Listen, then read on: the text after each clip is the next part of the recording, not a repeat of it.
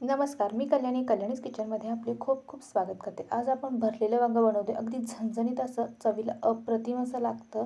तुम्ही नक्की एक वेळ अशा पद्धतीने ट्राय करून पहा आणि व्हिडिओ शेवटपर्यंत पहा. व्हिडिओ आवडला तर नक्की लाईक करा, शेअर करा आणि चॅनलवर जर नवीन असाल तर चॅनलला सबस्क्राईब करायला विसरू नका. चला तर मग इथं भरलेलं वांगं बनवण्यासाठी आपण एक वाटण करणार आहे. छान झणझणीत भाजी बनवायची आहे तर वाटणसुद्धा छान झणझणीतच झालं पाहिजे. तर इथं अर्धी वाटी सुकं खोबरं घेतलेलं आहे, 2 चमचे तीळ घेतलेले आहेत, 1 चमचा जिरे घेतलेले आहेत, 10 ते 15 लसणाच्या पाकळ्या घेतलेल्या आहेत, थोडंसं आलं घेतलेलं आहे, कोथिंबीर घेतलेली आहे. लसणाचा वापर थोडासा जास्त करायचा त्यामुळे आणि पाणी न घालता याचं आपण वाटण करून घेणार आहे. तर इथं मी वांगी अशी घेतलेली आहेत आणि त्यांना असे कट देऊन घेतलेले आहेत. कट केल्यानंतर आतमध्ये चेक करायचं कीड वगैरे लागलेली असते. त्यामुळे अगदी व्यवस्थित अशी ही वांगी कट करून छान कीड वगैरे लागलेली बघून घ्यायचे आणि मीठ टाकलेल्या पाण्यामध्ये अशी बुडवून ठेवायची म्हणजे वांगी काळी पडणार नाहीत. आणि भरलेली वांगी बनवण्यासाठी अशी छान काटेरी वांगी घ्यायची. तर इथं आपण जे वाटण तयार करून घेतलेलं आहे ते असं प्लेटमध्ये काढून घेतलेलं आहे. त्यानंतर इथं मोठे 2 चमचे शेंगदाण्याचा कूट घेतलेला आहे. जर तयार नसेल शेंगदाण्याचा कूट तर जे आपण वाटण केलं त्या वाटणामध्ये शेंगदाणे घालून छान असं हे वाटण एकत्रच तयार करायचं. त्यानंतर इथं चवीनुसार मीठ घातलेलं आहे आणि छान झणझणीत अशी आपली कोल्हापुरी चटणी घातलेली आहे. त्यानंतर 1 चमचाभर तेल घातलेलं आहे. तेलामुळे या वाटणाला किंवा जो आपण हा मसाला तयार करतो त्याला छान असं बाइंडिंग येतं आणि आपल्याला वांग्यांमध्ये भरायला ते अगदी सोपं पडतं. पाण्यामध्ये जर आपण हे तयार केलं ना तर ते पाणी असं ओघळल्यासारखं खाली निघून येतं. त्याच्यामुळे तो मसाला व्यवस्थित असा वांग्यामध्ये राहत नाही. त्यामुळे अशा पद्धतीने तेलच घालून हे मसाला तयार करायचा. आणि आता हे सगळे मसाले छान असे एकत्र करायचे, छान असे मिक्स करायचे आणि वांग्यामध्ये अशा पद्धतीने भरून घ्यायचे. अगदी वांगं गच्च असं दाबून भरायचं. इथं पहा अगदी व्यवस्थित असं हे वांग्यांमध्ये छान असं चारही बाजूने व्यवस्थित आपण हा मसाला भरून घेतलेला आहे. असं छान असं गच्च भरल्यामुळं काय होतं, जरी आपण तेलामध्ये टाकलं, त्यामध्ये पाणी घातलं, तरीही तो मसाला बाहेर येत नाही.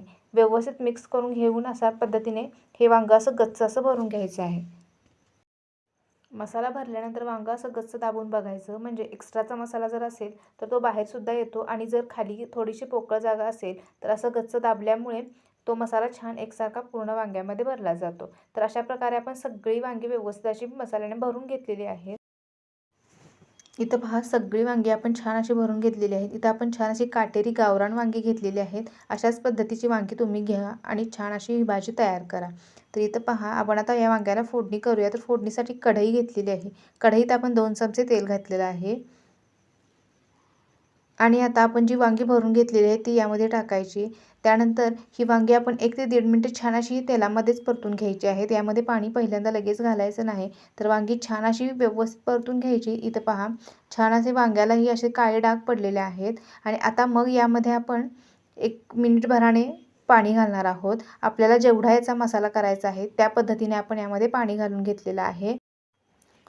लगेच पाणी घातलं की काय होतं की तो मसाला आपण जो वांग्यामध्ये भरलेला आहे तो लगेचच पाण्यामध्ये मिक्स होतो. वांग्यामध्ये काहीच मसाला राहत नाही. त्याच्यामुळे अशा प्रकारे 1-1.5-2 मिनिटांनी आपण यामध्ये पाणी घातलेलं आहे. राहिलेला जो मसाला आहे तो सुद्धा यामध्ये घालून घ्यायचा आहे. आपल्याला जेवढं पाहिजे तेवढं यामध्ये पाणी घालायचं आहे आणि आता याच्यावर झाकण ठेवायचं आहे आणि आपण ह्याला 10 ते 15 मिनिटं छान असं हे शिजवून घेणार आहोत.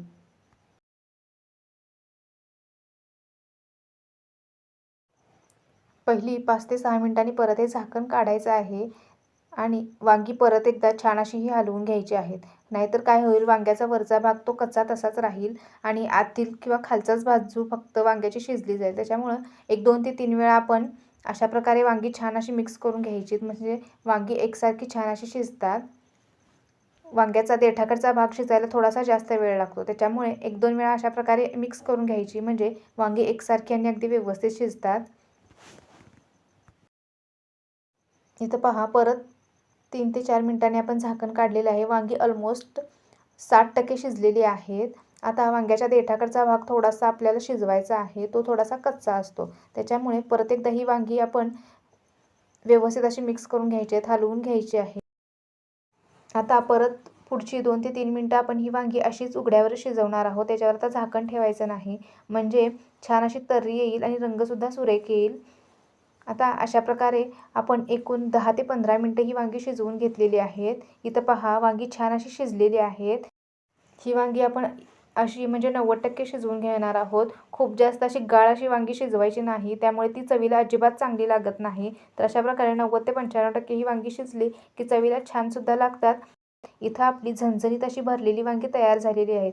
तुम्ही नक्की अशा प्रकारे एक वेळ ट्राय करून पहा. तुम्हाला नक्कीच आवडेल. न आवडणारेसुद्धा अगदी मागून खातील. आता छान अशी ही वांगी तयार झालेली आहे. थोडीशी कोथिंबीर याच्यावर घालूयात आणि छान गरमागरम ही वांगी सर्व्ह करूयात. व्हिडिओ आवडला तर नक्की लाईक करा, शेअर करा आणि चॅनलवर जर नवीन असाल तर चॅनलला सबस्क्राईब करायला विसरू नका.